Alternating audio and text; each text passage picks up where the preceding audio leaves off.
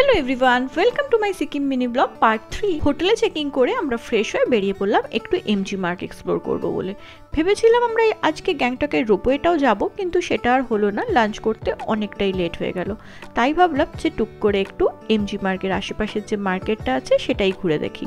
তোমাদের সঙ্গেও চলো একটু শেয়ার করে দিই। দেখো কি সুন্দর সুন্দর সব জিনিস পাওয়া যাচ্ছে, একবার দেখলেই মনে হবে সব কটা নিয়ে নিই। আর আমার তো এই ফ্রিজ ম্যাগনেট খুব পছন্দের। পাহাড়ে যাবো আর সফটি খাবো না সেটা কি করে হয়, তাই একটা সফটি নিয়ে নিলাম। কিন্তু তারপরই এসে গেল খুব বৃষ্টি।